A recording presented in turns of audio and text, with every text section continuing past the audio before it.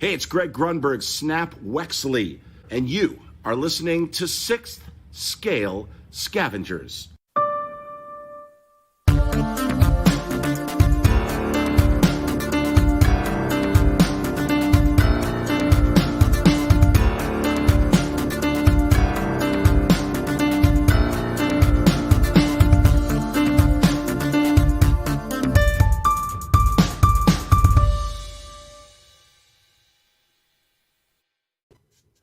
Wow.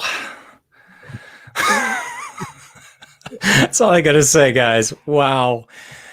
Humbled beyond belief. Seriously. All right. Welcome to 6th Scale Scavengers, episode 68, a Hot Toys collecting podcast, broadcasting live here on YouTube and available afterwards as an audio podcast on all your favorite podcasting platforms. I'm your host, Bryan Fontaine, joined as always with my good friends, Chris Leddy and TC. Got a great show for everybody. If I feel like I'm a little flustered or off my game, I'm completely bowled over by the generosity of our community, guys. I had some kind of lead in that I was going to start with about our new show format. We've enabled YouTube Super Chat. We're basically like your uncle, the guy that doesn't know technology very well. We're kind of trying to figure out how this works, and all of a sudden, there's just this avalanche of support here. That Chris, 68 episodes ago, I would never, ever, ever, ever in a million years think that this would be something that's possible. Yeah, definitely not. This is pretty awesome, and like you said, very humbling, and appreciate all the support. It's amazing. So yeah, thank you everybody so far. Yeah, and we're noobs, so we're not as skilled as the economist calling out super chat. So if we miss, we apologize. But yeah, thanks Andrew, Cletus, OG fan, Simon, Gare Bear, of course, and there's one more, Pop. Yeah, I know. So all you guys so far, you don't have to do that. Just very humbling, very generous of anyone who decides to give a super chat. I mean, Chris, if you think back to the very beginning, we were just doing this to help people out, to help ourselves out, to learn, and we've evolved over time, and we have the wacky collection updates, and we tried to make the show about you, the Scavengers, versus us as personalities. I mean, it's always been like that. So, I mean, the fact that we've had this kind of an impact, and TC just mentioned, I'll bring up all these, all the super chats here. I mean, Chris, this is new to us. Like, I know obviously that there's other channels that do this better, that more frequently. I mean, I don't want to interrupt the flow of our normal show all that much, but I mean, it's kind of a special occasion here. I mean, I have my whole intro all planned, and I was going to say this is what it is and what we're going to do with, if there's anybody that does want to support us, but we're going to have some internal discussions with our admin team and just I find some way to give back, because this is humbling beyond belief here. Absolutely.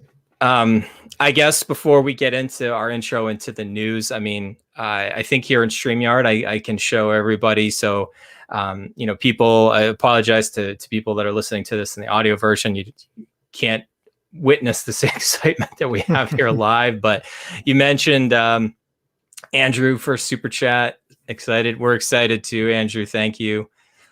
Cletus, the Hebrew Hammer, half gladiator, half geek, with such a generous donation, listening or watched or listened to every episode. We've had Chris, what was it, like episode 42 or sometime this last year.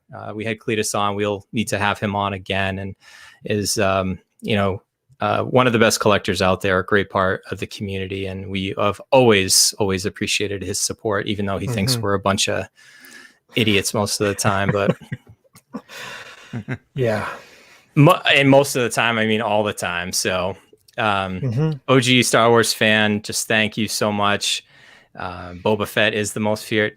You know what, OG, my son is very much into Boba Fett as well here. Simon, thank you so much. Friends from up north in Canada.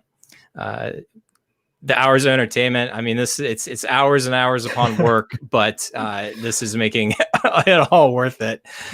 Just to bring you guys this one right here, Gare Bear. Jeez. I mean, he's got a whole award named after us. I mean, Gare, I can't thank you enough. You really did not have to do this. And I mean, I'm probably gonna tear up. I can't even. I know.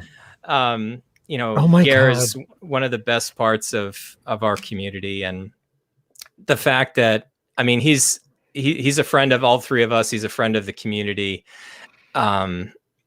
I mean, to know that we're able to, to help out Gare and others with, I mean, life can suck. I mean, there's no doubt about it. We're so privileged to be able to talk about collecting and to, to have this. And I'm realizing now I'm covering up TC's face because Gare wrote so much here. And Gare, I'm going to thank you after the show as well. I can't, he's like coming up over the top here.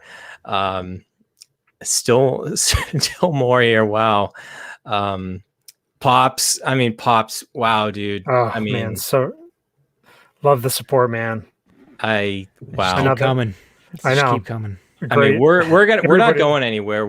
This is not an expectation. We're still going to show up every time. I know. Maybe this is just a catch up for 16 episodes. Yeah, seriously.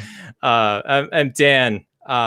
Oh man, Dan's awesome. He reached out to me last week. He's starting to do some YouTubing as well, and he asked if I'd check out a stream that he did. And I mean, that's like the least that I could do, or something like that, is to pay it forward, to somebody in the community. So thanks, Dan. I mean, guys. How do we top that? Just real quick before we move on, just Danny Lee, Star Trek. Oh my God, they just keep coming. DJ, Steve, I missed everybody. All those too. It must have my screen skipped right ahead. Fast. Oh wow. Fast. So it went from Pops down to so Steve. Yep. Steve. Thanks. The community makes this podcast fun. That's. Hopefully we can actually have a normal show in here at some point. There's a reason we cut a whole section out of this podcast, this episode. I mean, Dan Lee, come on, man. You really didn't have to. We're not. Yeah. You do not have to make a super chat deposit to watch the show. I mean, I know. Andrew dropping another one. Star Child, man, appreciate it. Got that merman trolling 6-scale economist there. Christella, yep. Thanks, man. I'm gonna shut my camera off real quick. Yep. Wipe my eyes. I know, right? Yeah. Got my. Wow, Andrew coming back for his second one, dude. Gosh. Anyway, and Ryan, I mean, thanks, man. Yes, that's right. Wow. Dude, Chris, humbled beyond belief here. So this is about 9 minutes of us kind of stumbling over ourselves. And so under normal circumstances, please. What was the name of the show? Yeah, please do not do this. We're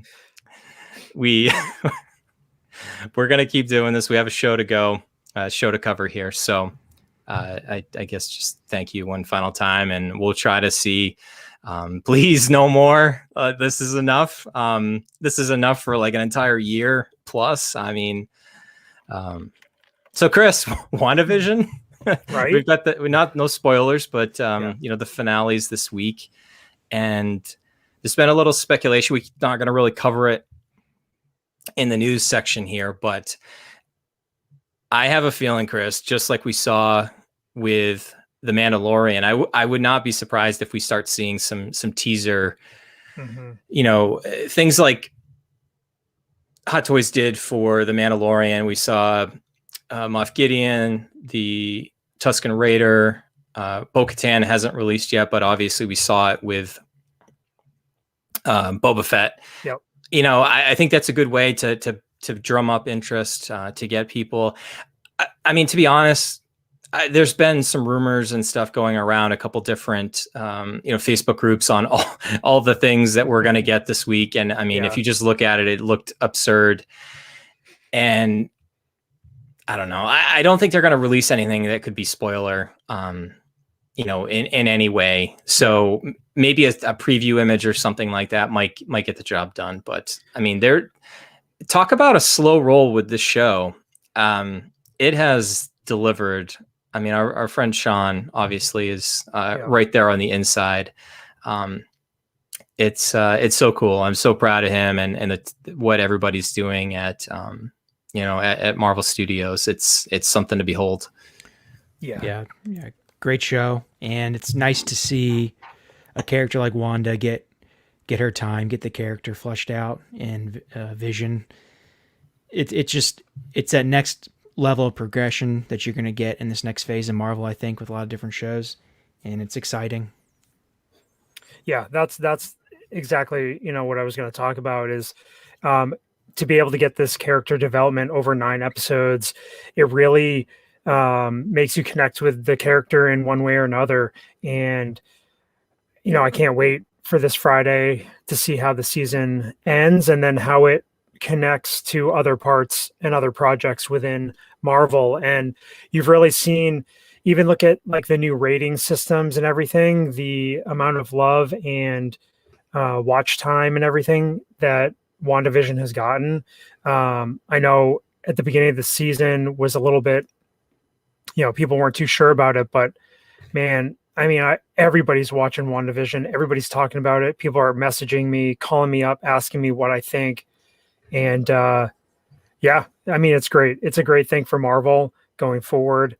And I definitely hope we get some figures from the series. At least the 2 main characters for sure. Guys, I missed somehow. James, shout out to our Canadian friend and Shanghai right now. Thanking us for all the content and stuff. No, thank you, James, for being part of the community and listening back to all those really old episodes. And it was just Chris and I. Anything before TC to me is cringeworthy. TC is the eye candy that is bringing in all these super chats here. Mm-hmm. So there was another one too. Obviously my brother on the force here, Mark Pearson. Thank you, my friend. You really do not need to do that, but we certainly appreciate it. And then one of our favorite follows on Twitter, yes. Chris, what's up, Chief? Mm-hmm. Almost, Hidalgo is the man to go get things on Facebook almost immediately. What's up, Chief is right there, tagging us on Twitter with all the new posts and stuff like that. So we'll usually retweet it. Yeah. And man, just thank you so much. Whew. All right. So next episode, we're going to have a featured guest, and it's going to be Pete from the 6 Scale Cantina's Market Value Chart Show. And so we're going to talk about the crazy Star Wars Hot Toys market. And excited to have Pete on.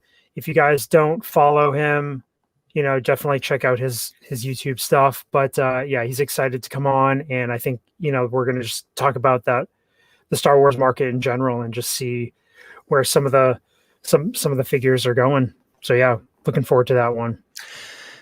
Yeah, I like his website. It's a great great service that he's doing compiling all these things. I know I certainly have found the research helpful with about the 11 figures I've sold. Spoiler alert, since last episode.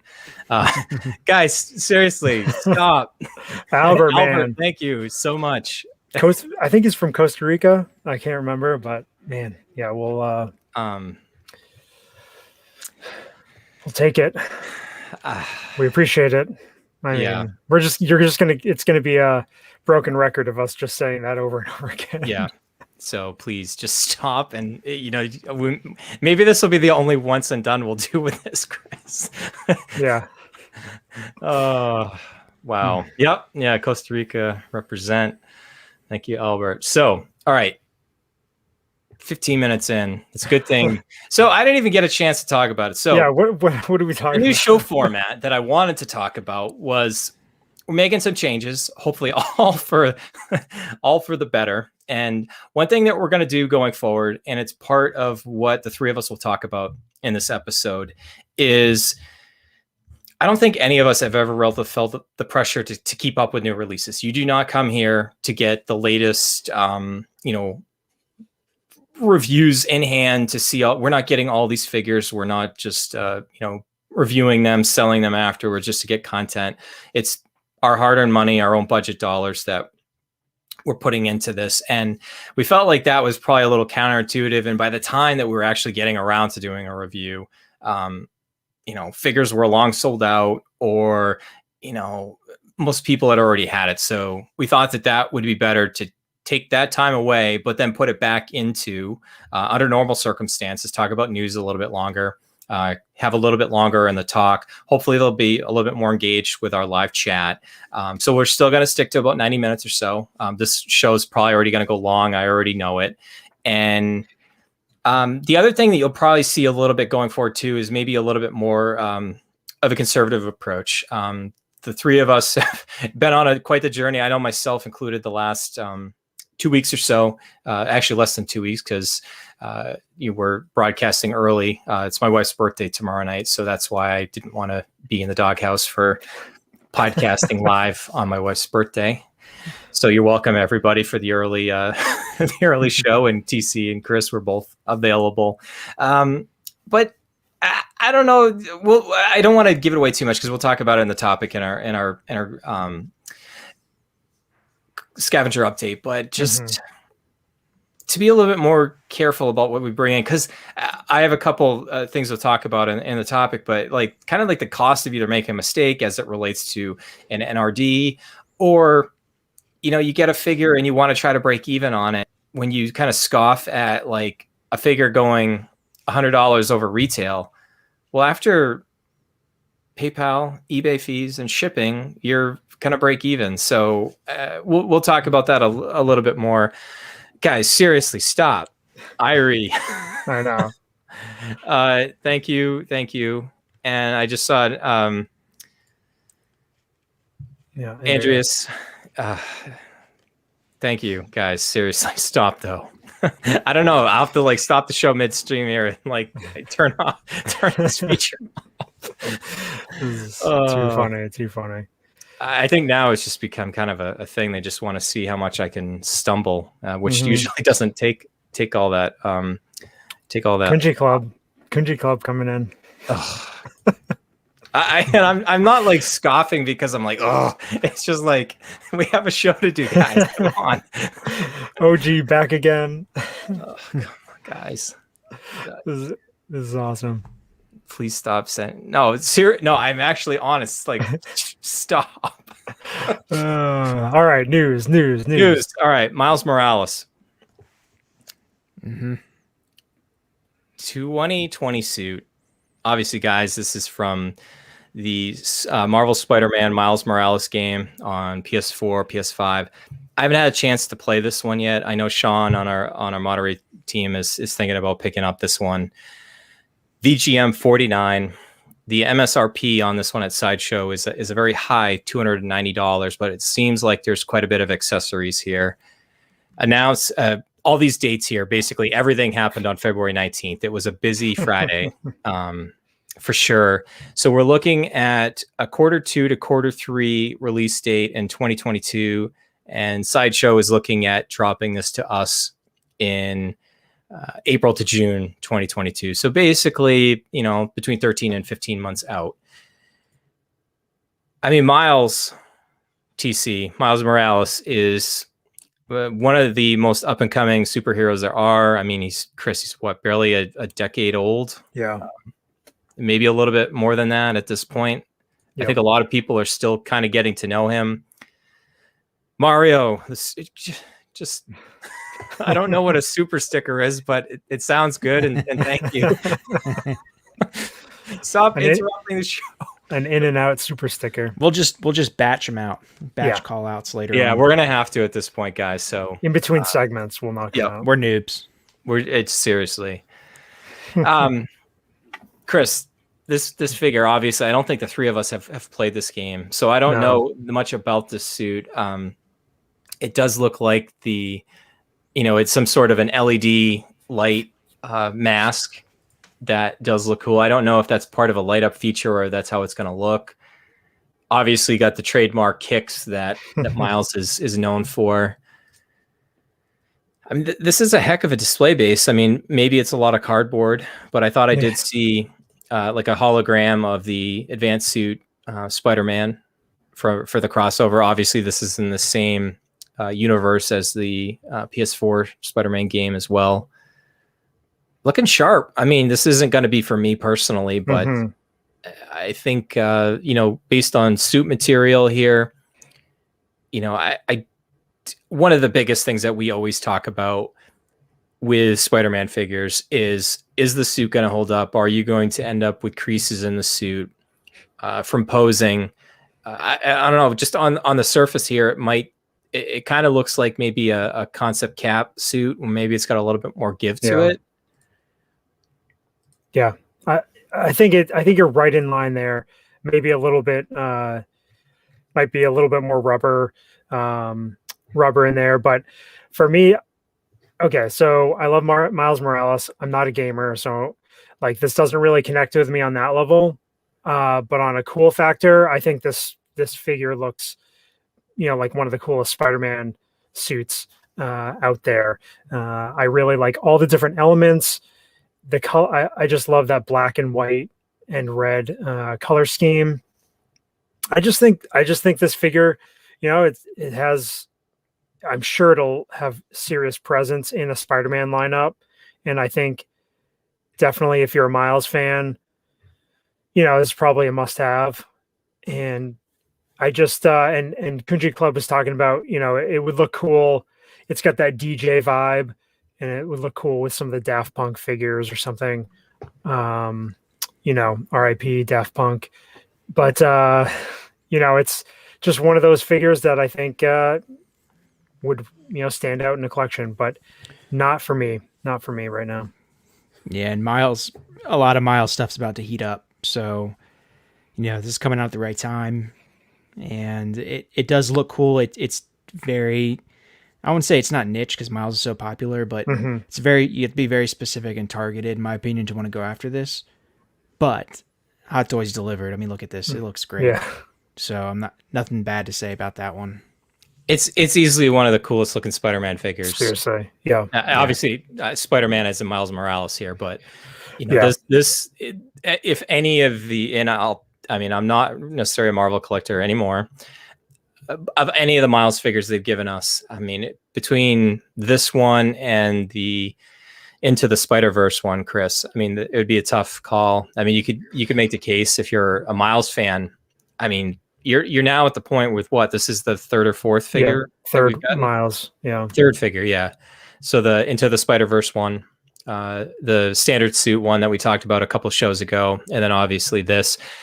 I would imagine if. And yet I'm sure some people are chatting live in this about it's only a matter of time before we get probably a few more Miles. So if you're a huge Miles Morales fan, I mean, you've got an opportunity to carve out a little part of your collection here, with a figure like this. Yep, no doubt. Just catching up in between. I saw Joe. Thank you so much. Jeff, another one of our friends from North in Canada. I mean, seriously, guys, long time Yeah. long time Scavengers. One of the followers, long yeah. time Scavengers. Much appreciated.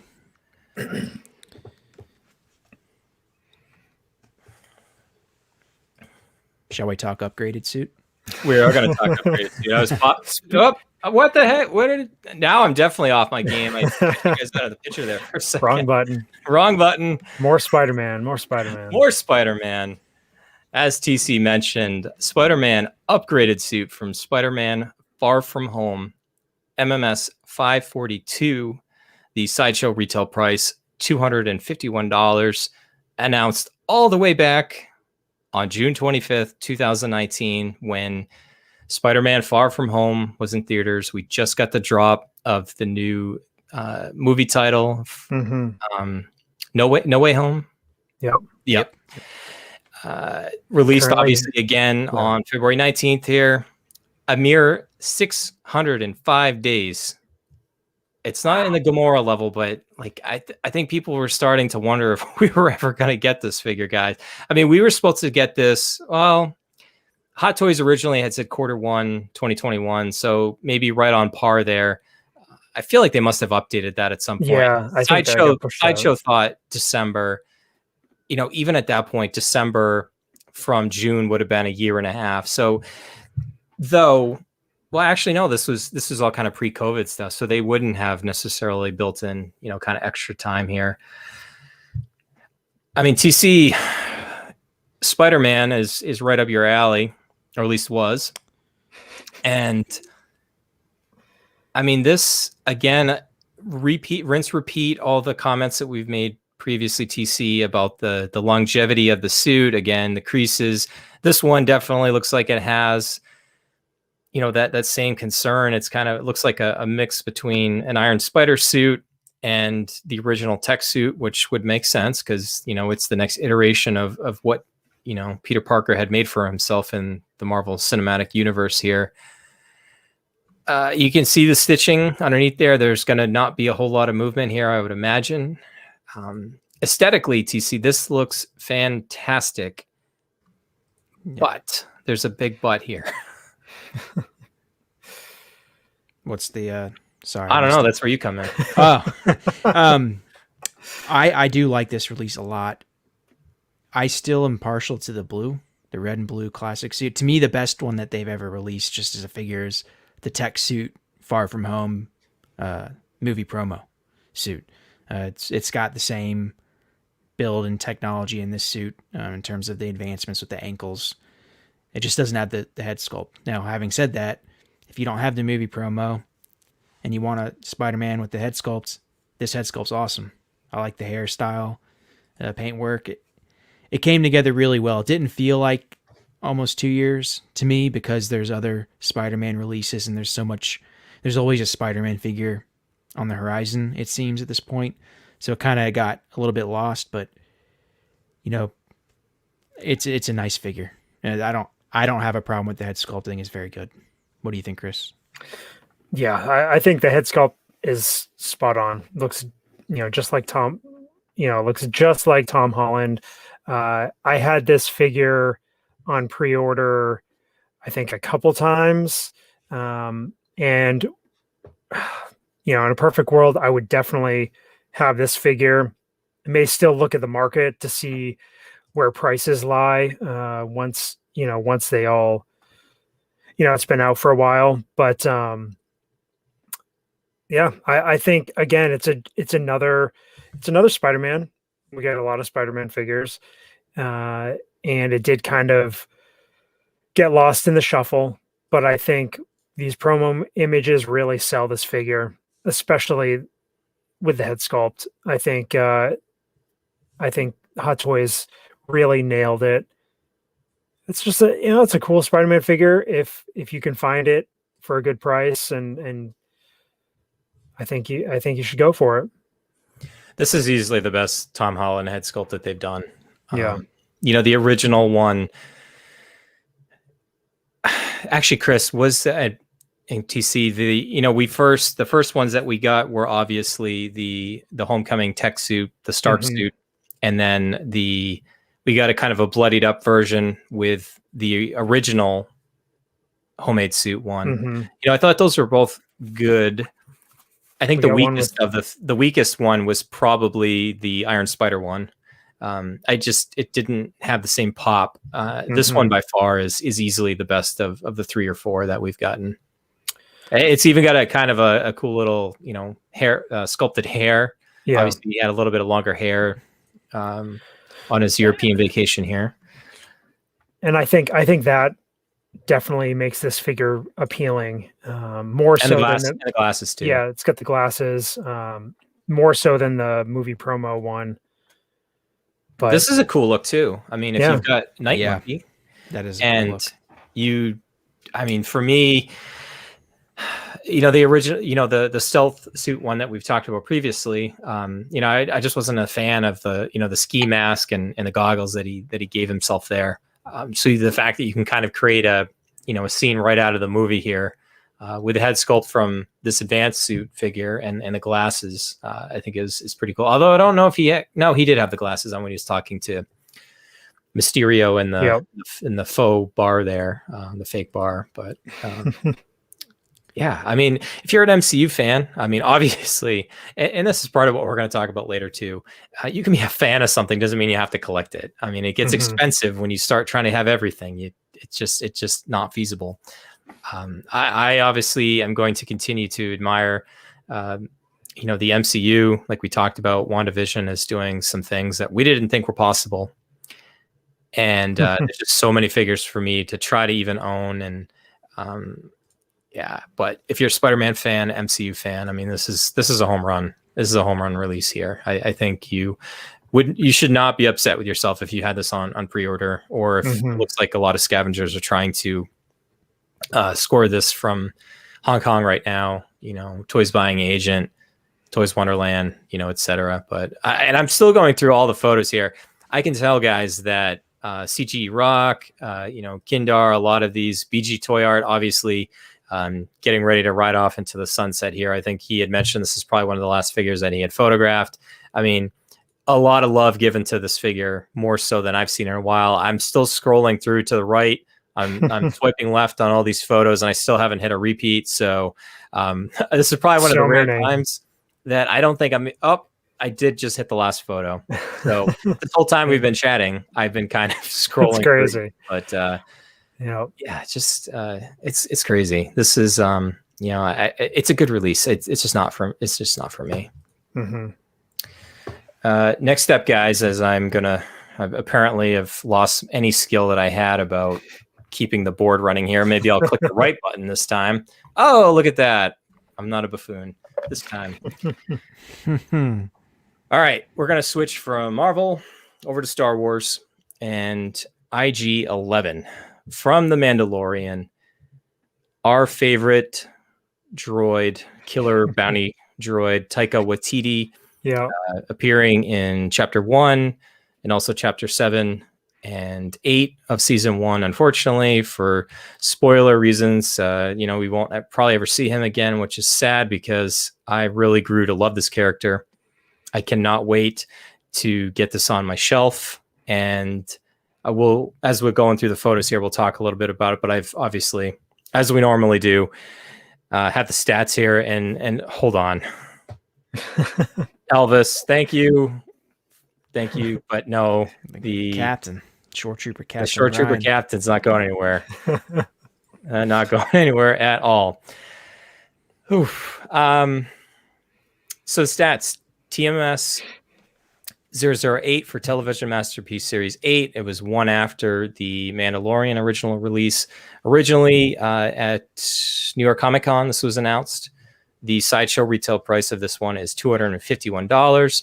Announced on that original date of October 3rd, 2019. Again, magical date of all these releases we're talking about is February 19th, 2021.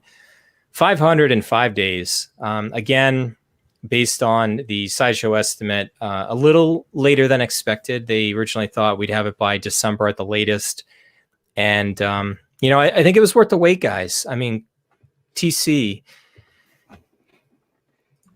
you've gotten some Iron Man figures lately. You know, most recently the hologram Iron Man figure. And although in the description it didn't list that there was any die cast in the figure at all, you know, upon inspection, you know, for stability reasons in the legs, they ended up putting die cast in there. It gave it a little bit more heft to the figure. And based on what I've seen from early reviews and in-hand experience, TC, thankfully, it looks like they did that for this figure as well. That they did, and Hot Toys is pretty good about that. Historically, you know, when they build these robotic figures, at least of late, they seem to do that right. Kills me, guys. So I like this one a lot. It looks pretty sharp. I guess the concerns would be around the elbows, you know, and the knee joints. Maybe that rubber, does it degrade over time? But when you talk about a well-built figure, I mean, it's a well-built figure. There's no really other way to describe it. It's got a lot of range of motion. It's stable. Great improvement over that Sideshow, I believe, the IG-88. It's night and day. It's not even really close. Great addition to the line. I think this is one of the best figures in the line so far. Probably top 3 for me. In the Mandalorian line? Yeah. Yeah, I think I would actually agree with that, Chris. What do you think? Yeah, I think you guys are right there. The big thing about this figure is it's so different from what else, you know, what we've gotten so far. And I think that's one of the biggest appeals with it. It just adds a different element to your lineup, your Mando lineup, whatever. And the fact that you can mix and match once the scout troopers with the biker scout come out, and you can really come up with some awesome scenes.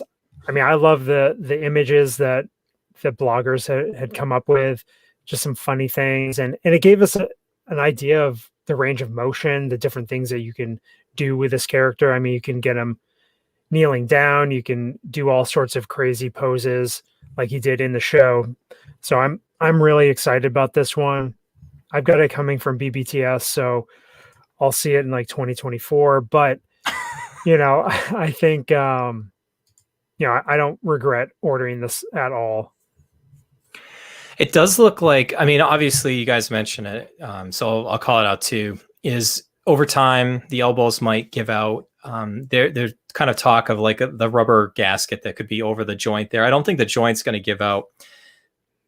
But if I think the one figure that kind of comes to mind, if you either have the original one or the Mandalorian release, would be, say, the Death Trooper in that same similar rubber material, because I can speak, around the elbow. So there's some give and take to it there. I think there's probably maybe a little bit more give here, but if you're concerned about that, I mean, obviously when they overtake that compound in chapter 1, I'm almost positive he had his arms straight out when he was, rotating around and stuff. So you could go for that look. You don't necessarily have to bend the knees. I mean, if you can, I mean, everybody here again, the photo bloggers for Hot Toys definitely showing off as you said, the range of this figure. But the other thing that I really liked about this, and I know, I don't know if we called this out specifically when this figure first came out, the bandoliers, the double bandoliers, that was some talk that maybe either A, maybe a little chintzy, or B, they just didn't look like they were that form-fitting. You can easily just remove them, it looks like, and go for a chapter 7, chapter 8 look on Navarro. I personally think the coolest IG-11 moment is in chapter 1. That whole scene at the end there is just incredible when he's teaming up with the OG Mando here. This is like the type of scene I would be looking to do. Guns out to the side, just rotating around at the torso, taking out everybody, shooting above. I mean, you can make some really cool looks with here. In addition, I mean, this guy, if you've got the original Mando, he'll go with that look. If you've got the Beskar Mando. He'll go with that. I've seen some people take this figure and pop it on the sideshow speeder bike, Chris. Obviously, it's not the white version that we see in the Mandalorian. I think people are already anticipating being able to do that once that Scout Trooper and speeder bike come out, and you can have Grogu, Baby Yoda on the front of the bike here. This in closing here for my final thoughts about this figure, I was already excited about this, but this exceeded the expectations. I think it far exceeded the prototype that we saw. It is far more rugged than the prototype looked like. I was a little concerned that it was easily going to break. And for anybody that's owned the Infinity War Groot knows about the broken hip joint that can occur on a lot of those figures. I was worried about that with this, but that's before I knew that Hot Toys was going to be willing to put some die-cast parts in the leg to give it the stability that it would need. So just pure home run here, I think. Mm-hmm. Yeah, this is Hot Toys is flexing on this one. This is a if you got it, flaunt it type figure. This is just them putting in love. I don't really know how else to say it. They really do care about this line, and it's showing. This is great. Yeah, I think this could bode well for, other figures coming down the line. One being the Dark Troopers.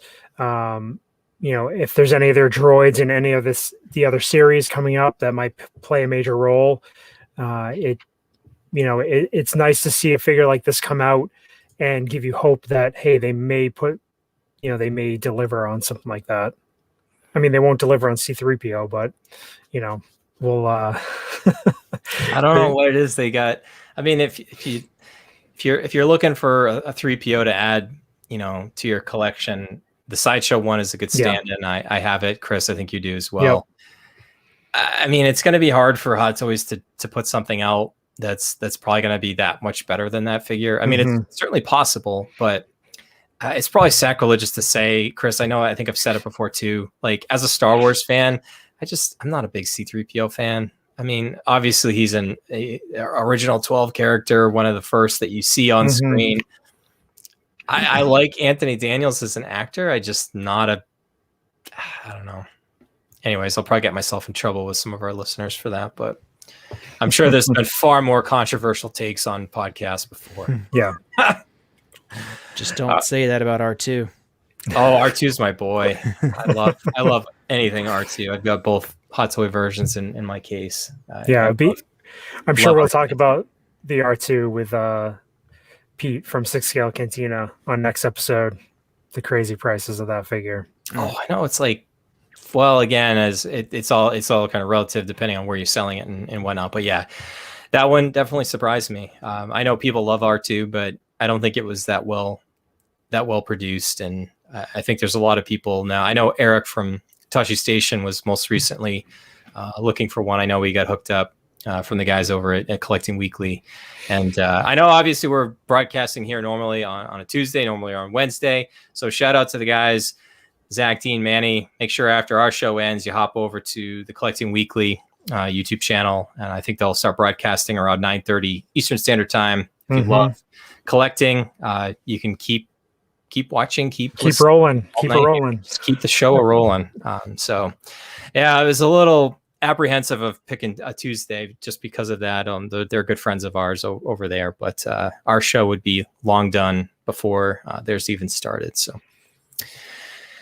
all right. Speaking of Hot Toys flexing, guys, like there are times, Chris, that since we started doing this show, that sometimes there's just these releases that I'm just like, are you kidding me? Like, even a prototype like this is what we're getting.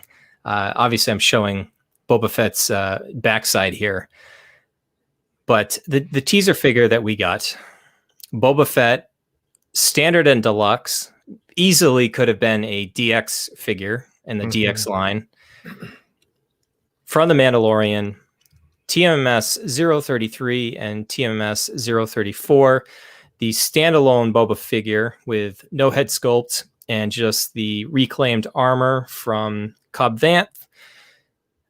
Sideshow retail price $285. The deluxe set, not one figure, but two figures. I know there was a lot of concern up front that it was, you were paying an extra like 200 and whatever dollars for an extra head sculpt. No, you're actually getting two figures in total.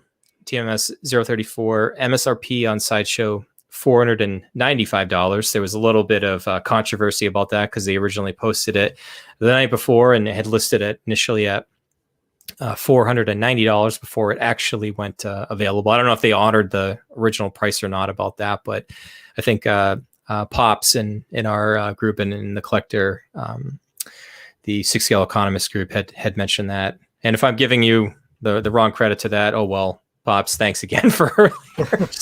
Still can't get over this show, guys. It's humbling to say the least.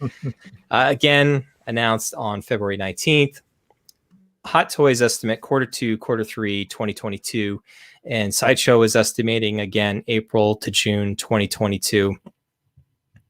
TC, if Hot Toys is flexing their muscles with IG-11, I mean, what are they doing here? I don't know. I don't even know if I should take it to the next step, but I do know this figure set is amazing. This is like most people thought the 2-packs are pretty much over. Mm-hmm. The last one was the was it Tarkin and Vader or was it Chewie and Han? One of those two. But Groot and Rocket. Yeah, that's a little different. But yeah. But this is amazing. You know, we weren't even sure we were going to get this version of Boba. We thought we might just jump into his next suit. But it seems like they might save that one for, later in this year potentially, or maybe before the Book of Boba Fett. But the fact that you get the Nomad Boba that you saw just at the end of one of the episodes for a split second, and then you get this amazing weathered figure, the real Boba Fett, this armored Boba Fett. I don't know, man.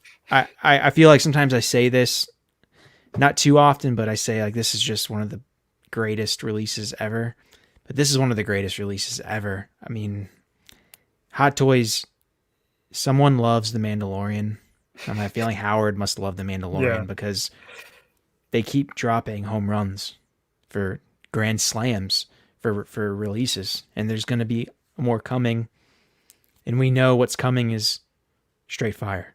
Mm-hmm. So, I mean, I don't know. This is, I'm not pre-ordering right now, but if I were pre-ordering, I would definitely pre-order this one. Yeah. Well, I couldn't help myself. I had to pre-order this one. This one was, I mean, we in the community, everybody speculated that we would eventually get a Boba Fett. The question was, which one are we getting from The Mandalorian, that is? Would we get a head sculpt? Would we get the reclaimed armor, the painted armor, repainted armor? I don't know if people were really thinking that we would get Nomad Boba Fett, the full cloak and everything with the full head sculpt. But it's just this release is, had to go with the deluxe. Got to show off the, all the Boba goodness there.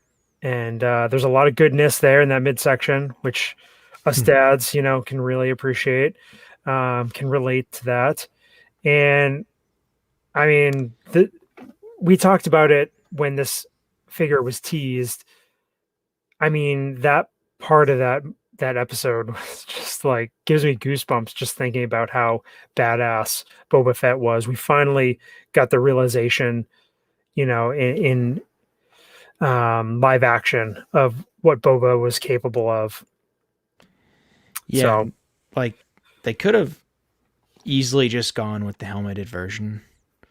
I mean, doing head sculpts requires a lot of work on their end. They didn't have to do this, and the line's been doing fine without head sculpts. People are eating it up, but it just shows that they have the passion still, and the things like the new bases, that helmet accessory, the Bastion helmet, and then obviously all the accessories that come with Nomad Boba. This is like, I don't know, I mean, this is like an 11 out of 10 on a 1 in 10 scale. It's just so good. I don't know really how you could really say much bad about it.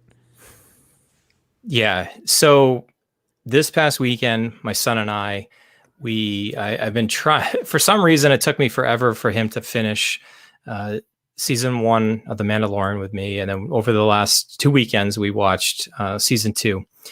And he's been a huge Boba Fett fan since he's been able to play Battlefront 2. And he had kind of got me to spill the beans a little bit that Boba Fett was obviously going to be coming back.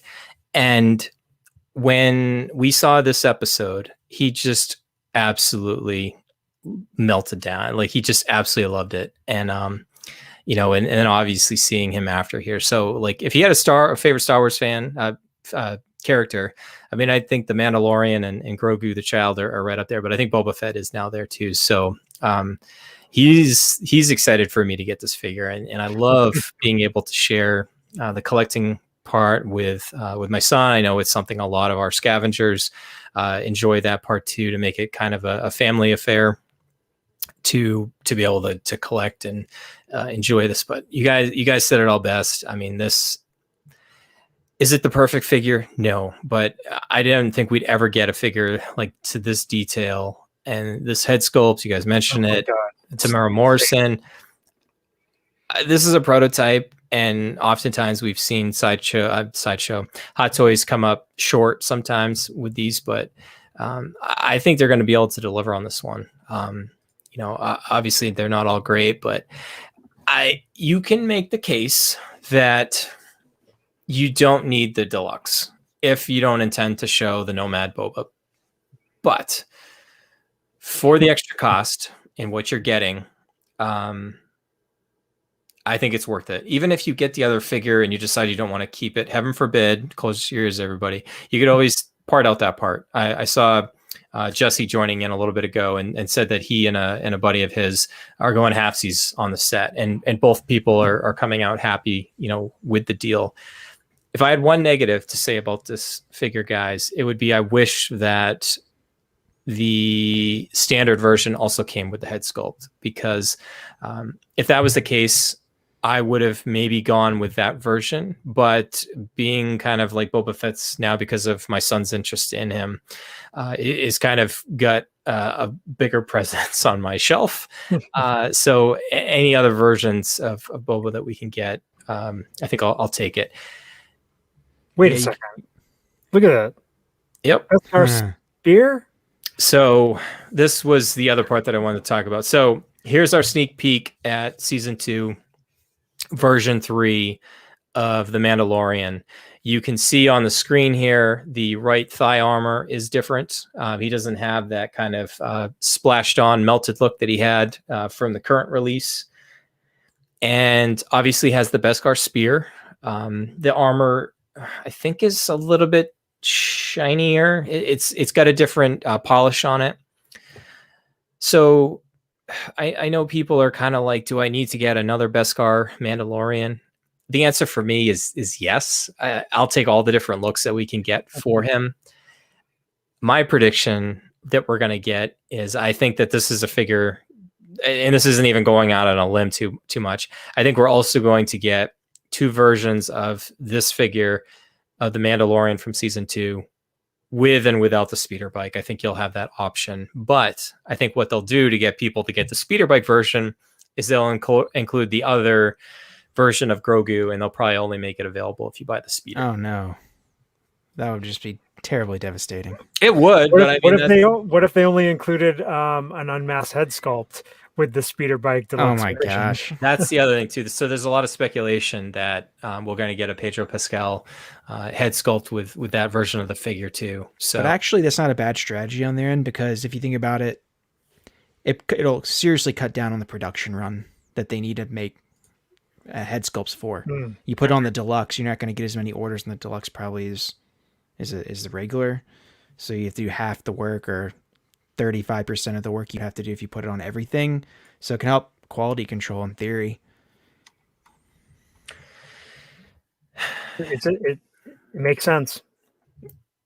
Makes sense. So, and then there was I just had another fleeting thought that just left my mind too. Well, it looks like Jeddah wants all the Mandos. So I mean, he's not wrong. I mean, Yeah. there's nothing wrong with wanting all of them. So, oh, I know what I was going to say. So, obviously, prior release, we've got the Transport Trooper. Obviously, did not come with a head sculpt, but if they give us a head sculpt with, say, a season 2 version of the Mandalorian, and they have a head sculpt, but you love him with his helmet on, well, you could use the head sculpt and get a Transport Trooper, and then you've got another Mando on your shelf. I'm sure that people are already thinking well ahead of me on that. I'm sure I'm not having any real original thought with there, but I mean, that's the cool thing about some of these figures is being able to mix and match and be able to swap things out. So I think Hot Toys would be in their favor to do stuff like that. I'm still going through. So I mishmashed up all the deluxe and standard figures. Obviously here as I'm going through, I can just look at this figure all day. As you mentioned, Chris, the dad bod Boba. I think it's just because of the robes that he had on, and he tried to throw the armor over it because the re-armored one doesn't look as much of a dad bod. I mean, Tamora Morrison's pretty fit for his age, so.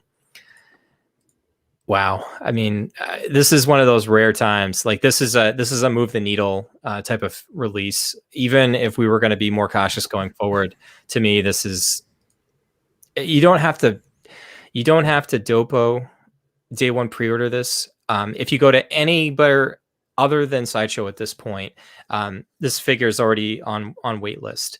It does look like a lot of retailers still have just the standard version.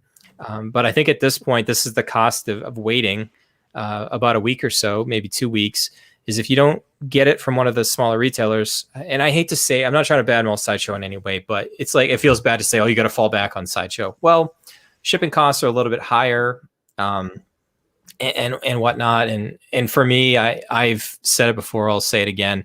I don't mind getting a figure from Ray at Underground Figures or Steven at Steven's Collectibles and waiting another month or so after everybody else, if I can save quite a bit of money from Sideshow, and that allows me to potentially maybe add one more figure over the course of a year. So look at this one here too, inside the helmet. Yeah. I mean, this Hot Toy showing off.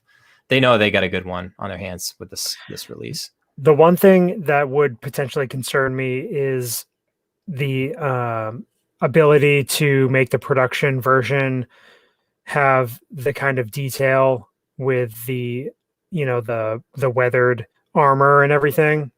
Like, I'm wondering how all that's going to turn out and stuff, but I'm sure it's going to be pretty close.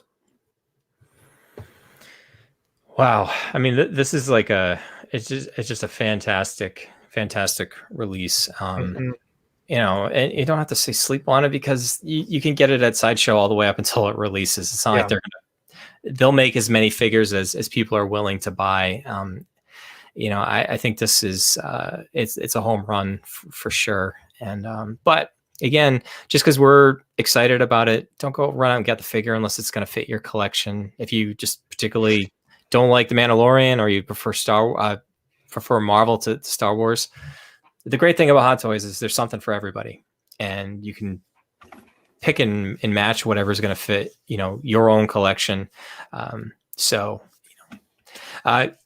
TC Chris, just a couple other noteworthy news items that we saw from our community. Chris at Sideshow on waitlist. Yeah, Cody has gone waitlist. We were wondering how quickly that figure would go waitlist. I would definitely, if it's one that you want and you want to go with Sideshow, definitely jump on the waitlist. If it's open, I don't know if it's full yet, but that's a figure that I think if you do some hunting, you can find it at other, maybe smaller retailers around the globe. And then also standard Hawkeye from Endgame went waitlist. A really solid figure.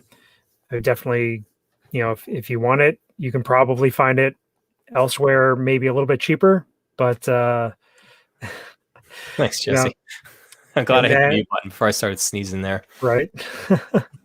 And then also Infinity War Machine has low stock finally 10 years later, it seems like.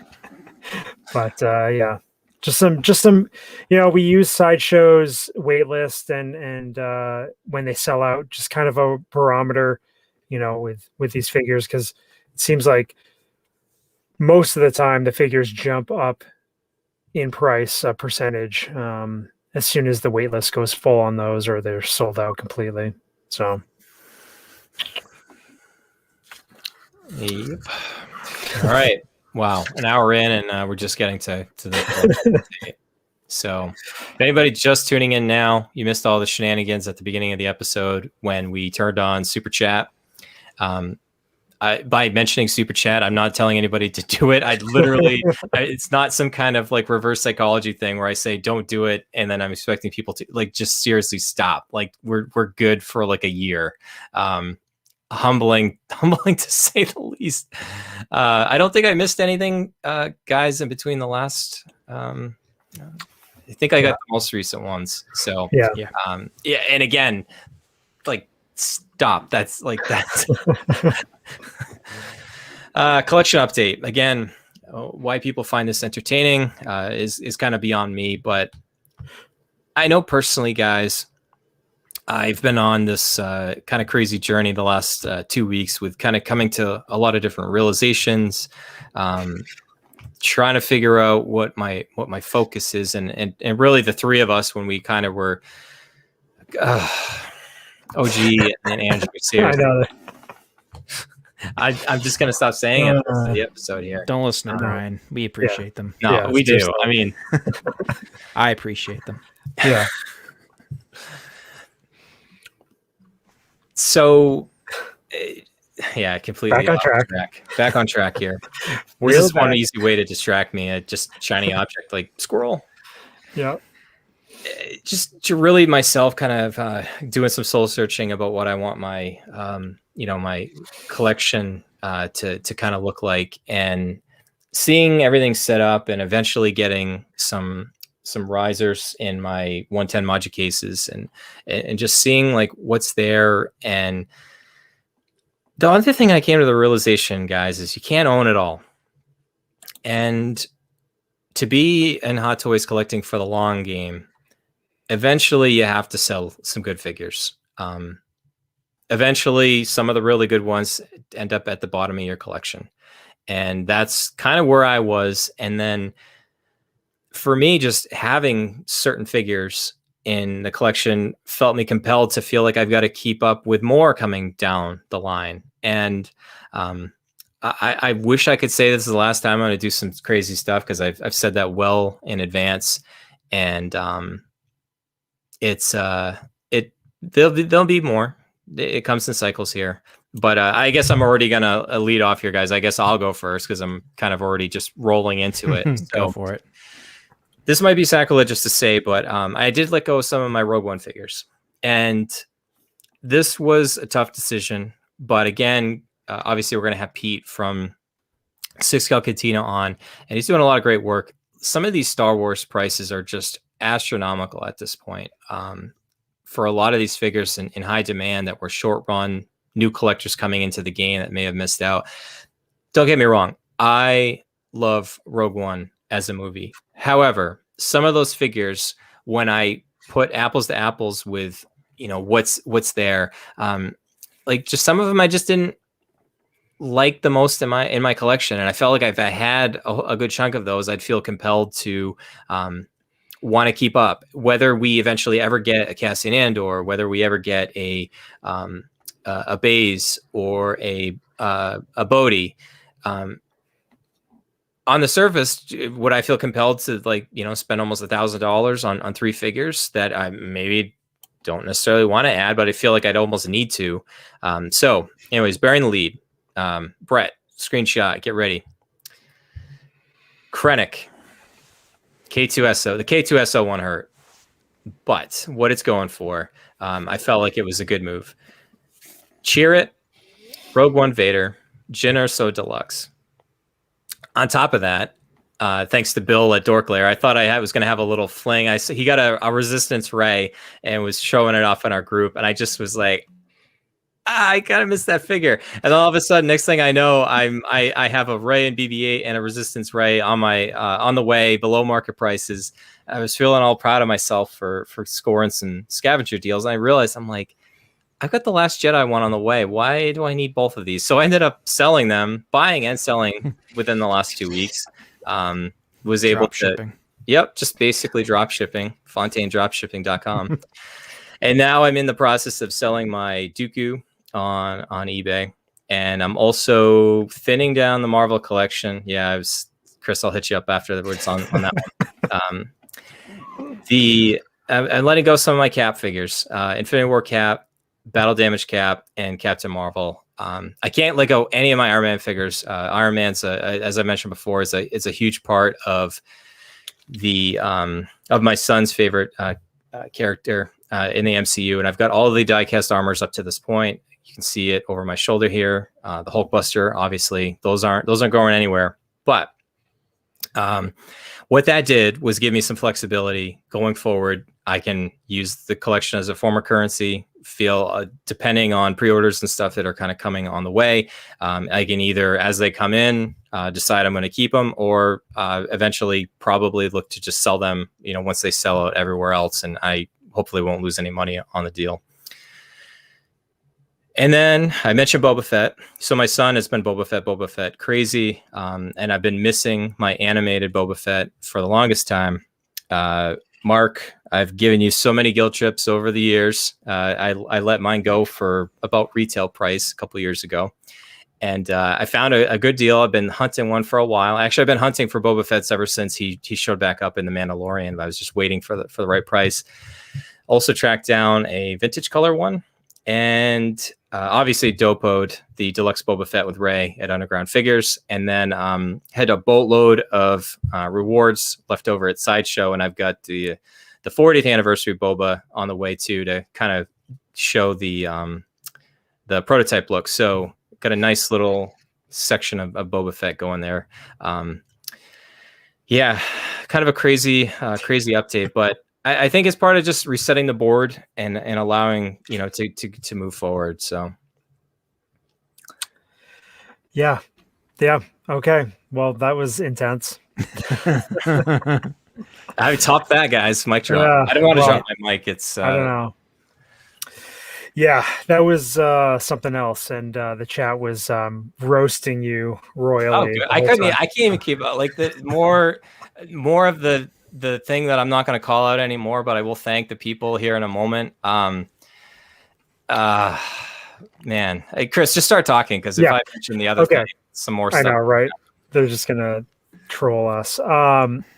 Okay, so last time around, I had a bunch of figures for sale on eBay. Thankfully, everything sold successfully. Everybody paid. So that was really nice. And the one that probably hurt the most to sell was this Civil War Scarlet Witch figure. Yeah, that was a tough one. But luckily, Emerson, who I actually saw on 6-Scale Economists Discord chat, he was posting pictures of this Scarlet Witch he just got. I'm like, wait a second, I just sold that to you. And it was a cool connection because he had already gotten that set up and everything. It looked awesome. So thanks, Emerson, for that deal.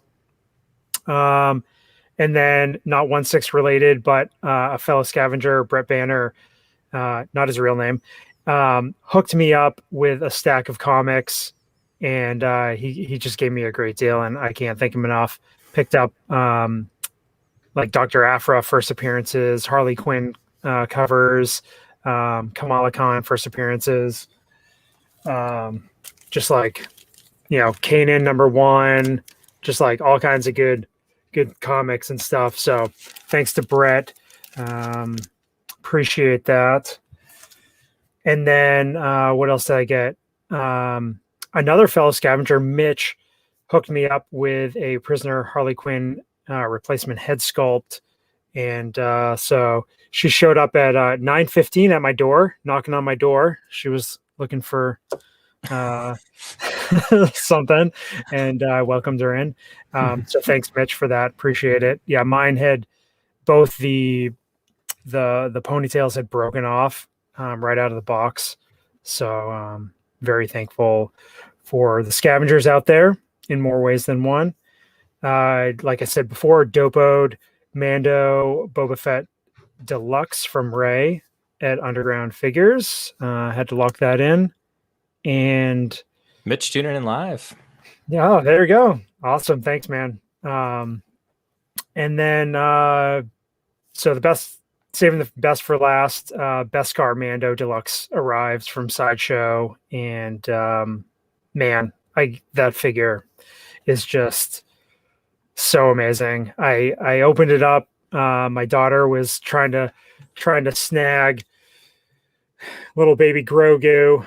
I was doing everything I could to keep her grubby paws off of it, and I already got the one in the pram up behind me, and just messing around with everything. I haven't really had time to set it up, but I know we're not really doing the feature figure reviews, but I mean, if you're on the fence for a Mando, I mean, you gotta get it. Don't miss it. Do not miss this. I mean, I recommend the Deluxe because you've got so many more options, especially if you have the original Mando figure, and he's just got so many accessories with the Camtono and the rifle and the jetpack and different display options. Just such an amazing figure. Like, again, if I had this in hand for our awards at the end of last year, definitely would have been number one for me. And oh yeah, for sure. Yeah, it's just just such a right up there, like TC was saying, as far as the Boba Fett. I mean, they gave this figure a ton of love, and it's just so much shelf presence. It is really great. Yeah, it's just it's like one of their top, my opinion, one of their top 5 that they've ever done. Yeah, so good. It's right up there. So that's it for me. A little bit different collection update there. TC, where are you at? All right. Yeah. So I like Bryan said, just been doing some reflecting, and we can get into this more later, but I think I'm just going to be paring down my collection a bit, being a little more passive in my Hot Toys strategy. Nothing to do with the product. Just there are other things that I want to explore as well in addition to Hot Toys, and it's probably not what a lot of you guys think. But there can be more on that later. But as far as this show is concerned, I sold my remnant, one of my Remnant Troopers, one of my Death Troopers, and then my movie promo Far From Home suit, Spider-Man suit, and then also Darth Maul DX-18. Like I said, I'm just paring down, and going forward, I'm probably not going to be pre-ordering as much, but this is like the first time in a long time where I haven't gotten anything in like 3 weeks, and just kind of been clearing my head a bit and kind of hitting that reset button. I think every once in a while I'll go through this where I like to just make sure that I'm doing the right things for the long term, my collection. And yeah, that's about it. Kind of boring, not anything super exciting. People saw my post on the 1/6 scale buy sell trade group, and I appreciate all the positive comments. Help me get sales because people trust me. Apparently you got a likable face, so yeah.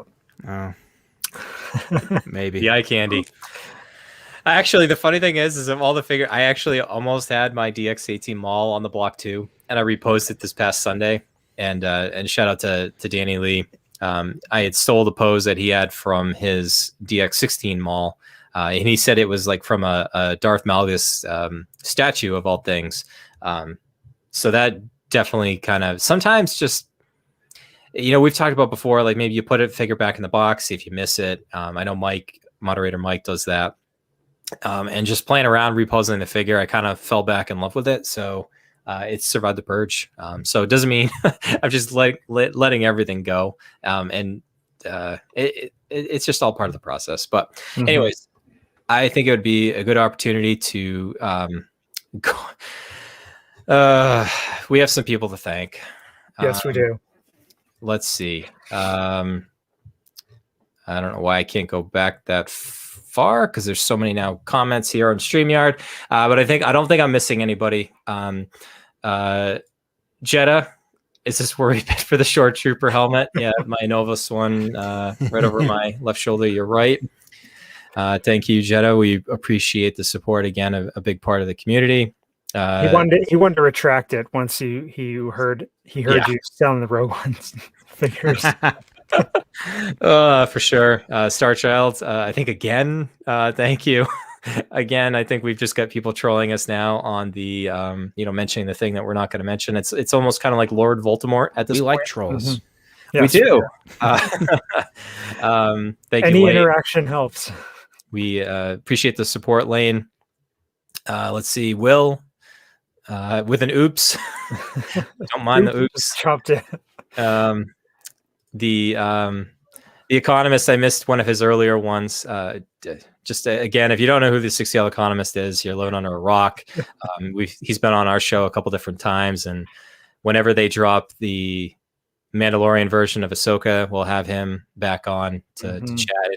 And one of the, I guess I don't want to say pioneers of the super chat, because I know there's people have been doing it much longer, like Cletus and whatnot. But the 6L Economist, I know I haven't joined yet, but I've heard, Chris, they've got a really cool Discord going now. So check that out as well. We appreciate both supports to the Economist here. Oh, Emerson. We've got Chris with a super sticker. Yeah, Thank you. Those are cool. Yes. Can you get those PSA graded? Those super stickers.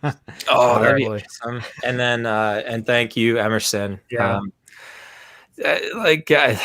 I'm still kind of speechless about this whole thing, guys. We've been doing this for coming up on 3 years this year, Chris, and never have really asked for anything back. Still feel really uncomfortable with the amount of support that we are getting, but it is appreciated, very, very much so.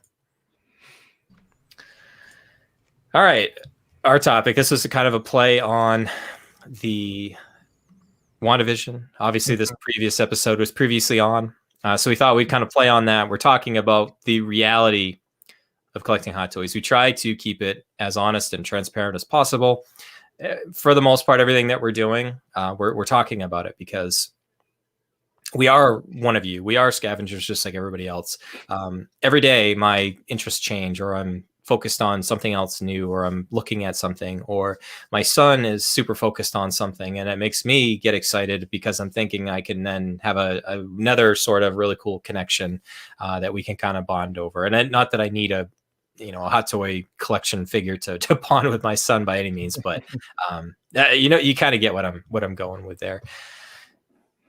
So we're talking about the reality of collecting Hot Toys, and you'll hear talk. We've talked before. There's other channels out there that are talking about collecting from an investing perspective. And when we talk about this, and I think this is really, I kind of got this idea from TC and kind of his soul searching. I've been going through some soul searching. Chris, you have as well.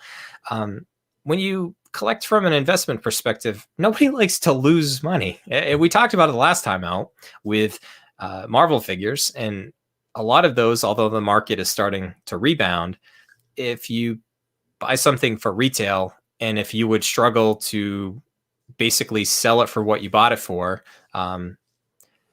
doesn't make you all warm and fuzzy about wanting to necessarily go head first into a lot of that stuff. So sometimes when we talk about an investment perspective, it's your opportunity to be able to get equal value back for what you paid for it if you decide to move on into something else. And again, it's being smart with pre-orders and not giving away NRDs. Like Roy's, has a meme of me somewhere with me kind of flipping ones like they're NRDs. And it's important. It's healthy to kind of move your collection around. And there's a bunch. We're probably just going to kind of riff on this for the rest of the show here. We'll go a little bit longer than the normal 90 minutes here because of the special circumstances here. Yeah. I mean, I mean, this whole idea, this whole like getting your money. Gary, seriously. Gary is the Gary's selling. he sells figures so fast. It's crazy. You got OSR BST like in a frenzy, people trying to go after his figures. Thank you, Andrew. Appreciate it. But yeah, I mean that's one strategy for sure. Gary, money, it's coming in quick. Figures going out, money coming back in quick. So TC, I'll let you, hit on your point here. So go for it. So just gosh, I guess I'll mix thoughts beyond 1/6 scale for this topic just really quickly. But what I was over the last like couple months, I've kind of been struggling a bit with my joy that I've been getting from Hot Toys. And it's not like I'll go through phases like off and on. I've been around Hot Toys since like 2015. So I've had, I've moved a lot since then, and you can't really keep a lot when you do that. So my collection is really it's never been huge. So it'll go up and down, up 10 figures down, that kind of thing as you transition through different stages. But since 2018 was the first time that I've really put a lot of real money and consistent money into Hot Toys. And you've got your budget and you've got your planning. And for like now 3 years almost, it's been like, man, I've been laser focused on this stuff. Wake up, see what Hot Toys is released, super excited for the next release. And now at like almost 3 years later, I've lost a little bit of that spark. And I think it has to do with, just bringing in a certain amount of figures consistently. You end up just losing the wow factor no matter how good they are. So I did a lot of searching, and before I would collect Hot Toys, the other stuff that I really enjoyed was cards, trading cards, sports cards. And I have some old, Harry Potter stuff. And back in like November, this is kind of when it all started, I would message Chris, because I know, Chris, you like a lot of alternative stuff as well. And I just was like, why don't these have value? It doesn't make any sense. They're amazing cards. They should have value. But anyway, long story short, the market's changed since then. And this is something I want to explore in the future. I want to explore some alternative investing into comics, into cards, sports cards, trading cards. And in order to do that, I can't devote, everything I have into Hot Toys. So it's just one of those things where I realize that Hot Toys is not a closed collecting system. It is almost something in perpetuity. Hot Toys is growing. They're going to continue to pump out more. So for me, I'm thinking it's starting to be a little bit, not naive, but maybe that is the right word, to think that I can collect everything. So I'm going to be a little more passive when it comes to Hot Toys. Still enjoy everything that they produce. Still order the figure occasionally, but in terms of me pre-ordering everything, I just think that that's my reality. I just don't think it's there right now, because I do want to collect alternative things and look into alternative investments and talk about it. And that's something that, who knows, maybe there's another podcast in the works. But it's just one of those things that I want to explore, and it's just been weighing on me lately. So that's my reality check. I'll just have to be a little more passive with Hot Toys, but still here. Yeah, I mean, definitely, it is a reality check when it comes to Hot Toys collecting. We all know how expensive it is, and those costs of trying to keep up, even when budgeting, it seems endless. Like you said, in perpetuity. That's the thing. Like, so that there's not this finite amount you're going to get. And it's not like Hot Toys doesn't like release figures in waves. There's just always like staggering, DC, Marvel, Star Wars, other offshoot, franchises and that sort of thing. So, there's always something coming, but you don't necessarily know what is coming. And then, gosh, even if you collect 6 scale in general, and you're looking at all the other manufacturers and all the other different lines and stuff, I mean, it really can get kind of crazy. And then the other thing is, for me, I mean, the prices continually increase. So, I mean, I got to make real decisions here going forward. And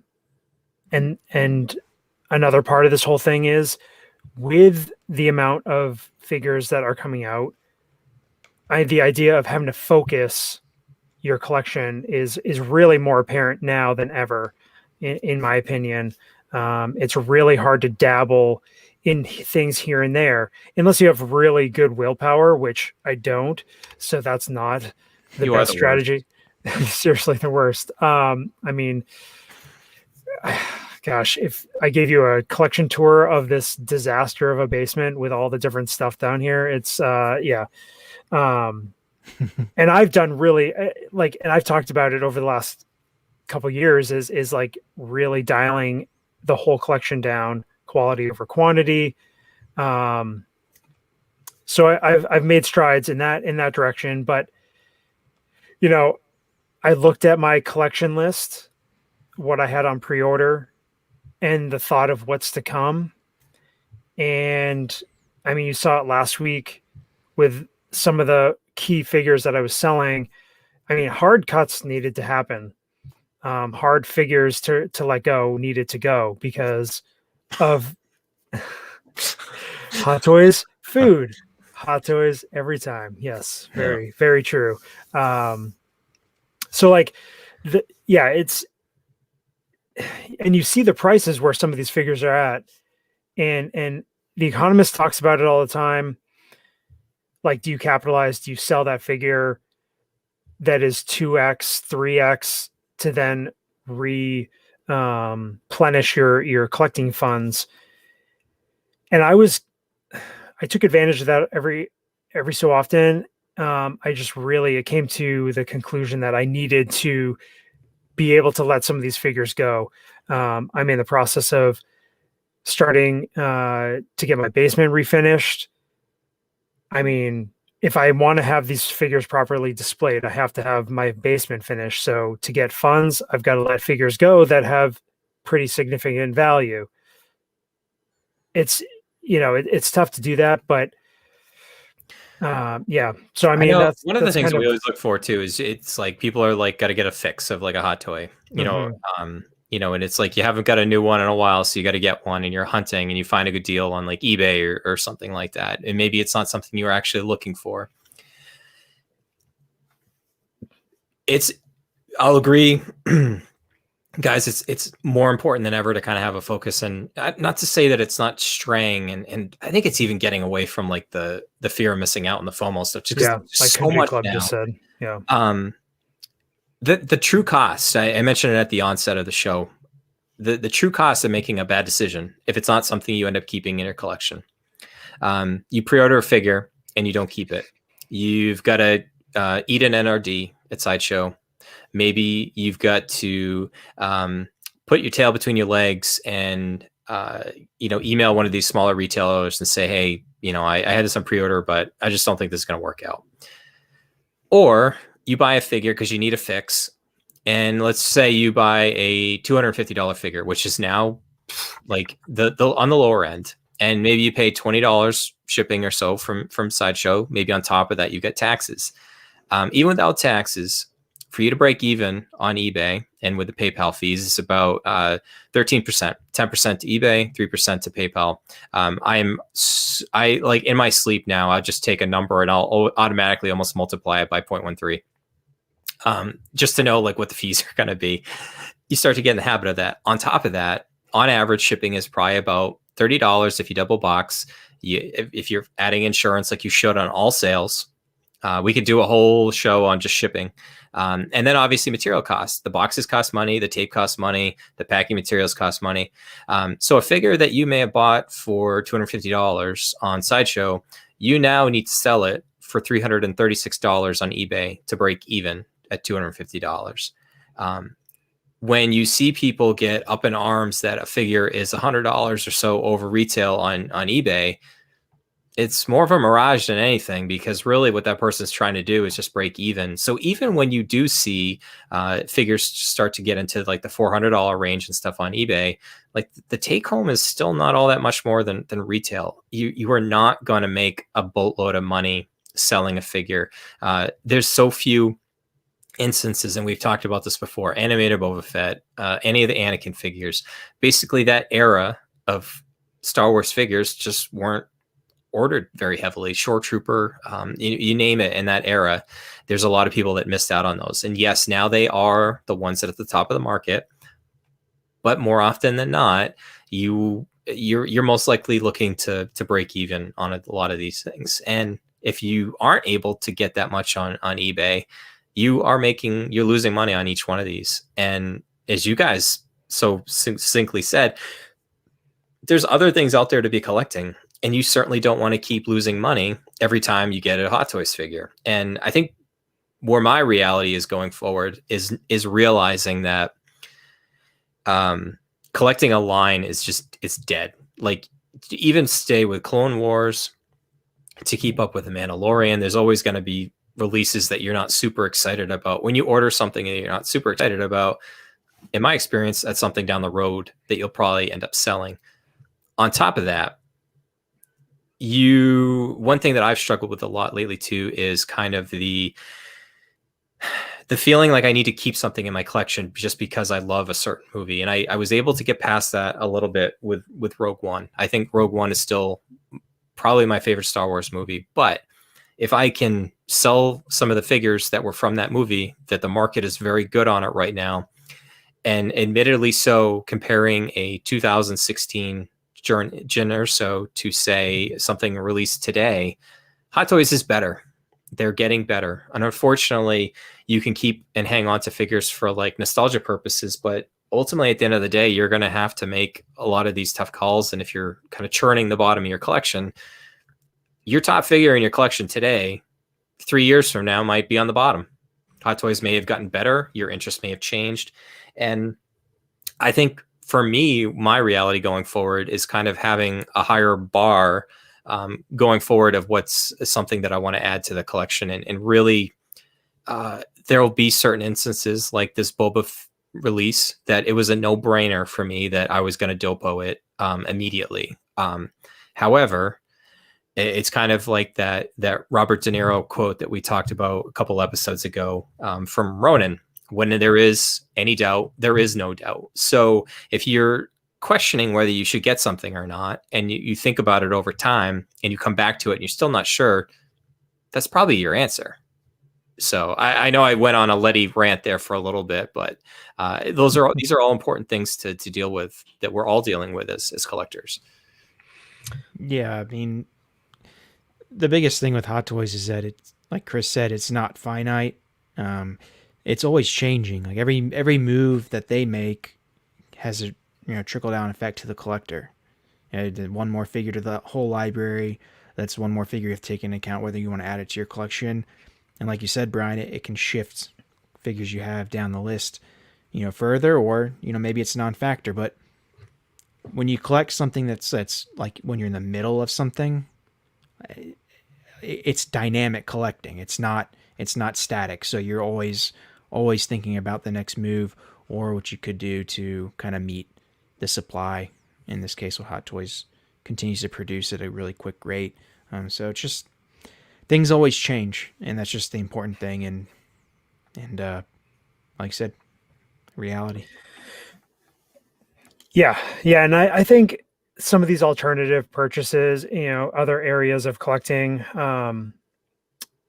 the reason that some of that appeals to me is, not solely because of potential perceived value on things. It's the idea that some of these other areas, again, you buy right, and then you can use those funds to potentially pay for another figure or something like that. And it's a little bit harder to do that with the Hot Toys. Yeah, Hot Toys are like they can be great, like out of the gate short term.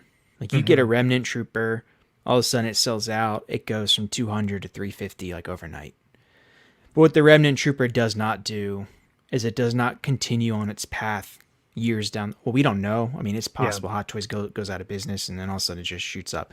But usually most figures, they kind of go like on like a hill type curve. So where they go up exponentially and then they teeter off. And then they come kind of back peak and they come back down. Other collectibles, you look at certain graded comics, graded cards. If it's the right one, the market's so big, they don't necessarily teeter off. In fact, it could be the opposite. They can be true investments.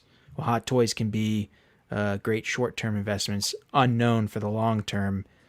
There are other ones that have proven to be longer term. So yeah, it's do I want to put every single bit of free money I have in Hot Toys, or can I then mix it up? Diversify. That's the biggest thing. And I think it'll be a good conversation with 6 Scale Cantina next episode to see what his thoughts are as far as like the trajectory pricing on some of these figures, because he has a good model that he keeps up to date. But I mean, I felt it hard when I sold these Marvel figures.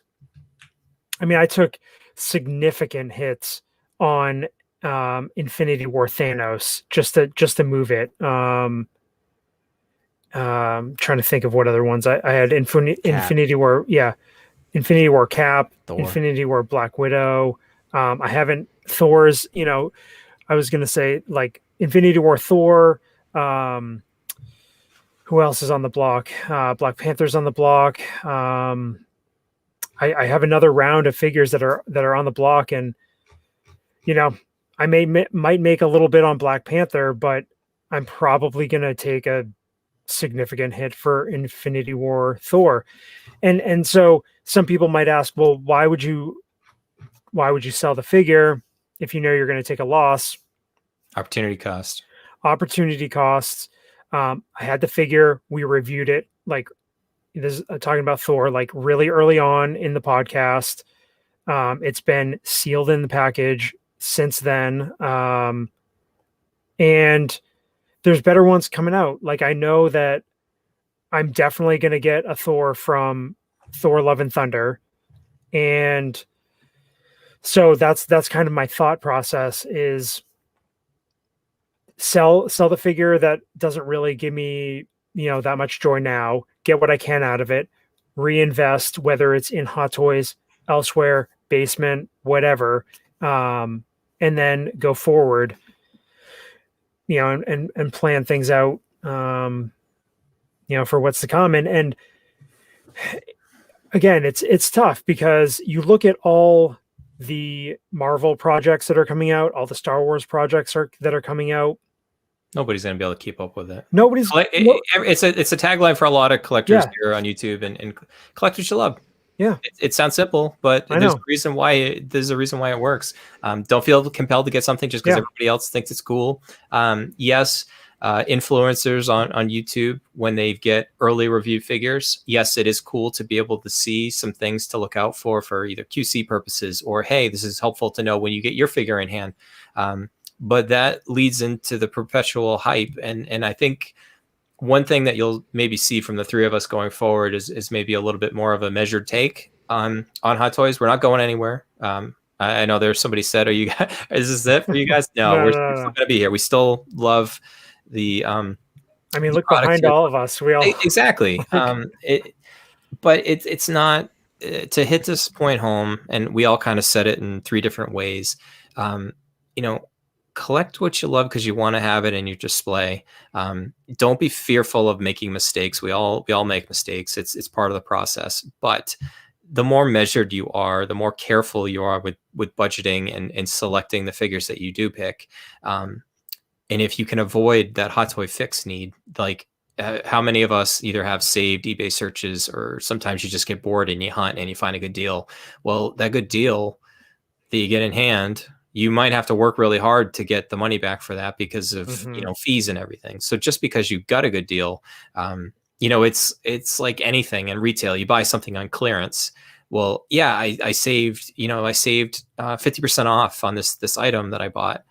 Well, you still spent 50% more than you were going to because you bought something, on sale. So just avoid this stuff, going forward. And we're here to help. I mean, these are all things that we're going through, for sure. This is our reality. So that's why we're talking about it. We're all feeling it. And I just, it's those costs that, Bryan gave that example of the NRD lost. Like, I just don't want to be wasting any more of those NRDs. And you give up an NRD, yes, $25 here, $28 there is not going to break you, but don't justify spending the full cost of a figure just to save the NRD that you mistakenly, like, it's okay to admit a mistake, because then if you pay for the full figure, that's even more risk that you've taken on, and you may not be able to even sell it for what you bought it for. It's this, like, the dynamics of collecting Hot Toys has definitely changed, and you'll see us, hopefully adapting going forward here. Wow, this has been a good therapy session, guys. Seriously, Hot Toys therapy. Shout out to Robert. Him making contribution. Soul searching is part of the process. The show is one of his. This is one of the favorite ones that I've had that we've done in a while. How we composed ourselves given the circumstances is beyond me. It's this has been a special one. I'll probably remember this one for a long time, guys. Been a fun one for sure. And right. in just real quick, I'm guessing Hot Toys is going to drop something tonight. Yeah. Oh, they are. We're now a day early, and of course, we're not going to get the benefit. Hidalgo was calling for it earlier. So. I know the Collecting Weekly guys might be on when it drops. So. Well, they're going to be on in like 13 minutes. So again, shout out to Collecting Weekly, Collecting Weekly Live. They're going live in 13 minutes over on Collecting Weekly, their YouTube channel. And if you're still looking to get some collecting talk in tonight, head over and tell them the Scavengers sent you. And I'm sure they do. I know. Let's get them to 1,000 subscribers this year. Oh, for sure. All right, guys. Great topic. Great show. So humbled and thankful of the community here. Like, I have no words. Mind blown. Just, jeez. Thank you doesn't do it justice. And we're not going anywhere. We're still going to be here. I hope the next one is not like this. Please, Scavengers, make this a time thing. Andrew dropping another. Oh gosh. I'm just gonna stop looking. Don't listen to Bryan, we'll take it. Yeah. Thank you guys. Much appreciated. Yeah, you guys are really fun episode. True Scavengers. Great community. Coming in with another one. Oh. Super chat, what? Seriously, this community is awesome. And the overarching, we love you guys. Like The Economist, the Collecting Weekly, a lot of the Jeddah, Six Scale Cantina, like everybody. There's so many content creators out there, and it's such a great community, and we love just interacting with everybody, and so yeah. Okay, so the plugs. We have our website, sixscalescavengers.com, the databases. Thanks to eBay. They decided that they were going to update all of their affiliate links. So yours truly had to spend probably 10 to 12 hours going through our entire website and making sure all that those links all work appropriately. So I hate you, eBay, but I would still love you because keep the lights on for our show here. Right. We have our TeePublic store, the new Dopo design, rocking that tonight. Shout out to Chris. Fellow scavenger Shane. He actually wore the Dopo shirt on his YouTube channel. It's not collecting, but it's all about like Bitcoin and cryptocurrency. So it's called Crypt Talk on YouTube. So if you're into all that stuff, check him out. Yeah, appreciate it, Shane, and I appreciate everybody buying the new Dopo shirt, Roy's design. We're on Facebook, we're on Instagram and Twitter. Our audio podcast is on Apple Podcast, Amazon Music, Google Play, Spotify, Stitcher, and sixscalescavengers.libsyn.com. Subscribe to Parker Files on YouTube. I think Scott's working on some new stuff hopefully soon. I heard that he might be a top secret project that he's working on. And I think a lot of people have been clamoring for it. I just did the Captain America review recently. I know that a lot of people are just going to start getting that in hand soon from Sideshow. I know they just did an unboxing live of that, I think today or a couple days ago. And then, Chris, as you mentioned, if we can coordinate schedule-wise, Pete from Six Scale Cantina, hopefully we'll be able to get a joint episode and check out his channel, Six Scale Cantina. So, hour and 45 minutes. God, this community is awesome. Scavenger for life. And that's right. I know Gare Bear's got that saying. Joe's got that as well. Shout out to Mike, moderator Mike, thanking everybody on the spot this whole time. And man, it's this is fun. This is we do it because we love it. Yeah. And definitely we're gonna keep doing it, so we're not going anywhere. I know we scared a few people there. I mean, it's all natural for all of us. I mean, there's nothing saying that we have to keep doing this, but anytime I have an inkling of like, do we really need to keep doing this? Don't we feel like we've helped enough people out? I usually get some kind of a sign, or somebody will reach out to us, or just something comes up and it reminds me why we do this. The three of us, and that's to me is the sign that we're doing something right in the world. There's enough bad stuff going on. If we can help somebody out in any way, and also have fun talking, three friends getting together every 2 weeks, maybe we could start to do it more frequently. I don't know, we'll see, but at least this is what we do, and we're going to keep doing it. Possibilities are endless. Well, they're not endless because there's not so much time. But that being said, that's the big thing. It's the big thing. Time is precious. Yeah. All right. I think that is going to do it. So, while I stall Chris to get an outro here going. So, Chris, my friend, bring us home. Excelsior.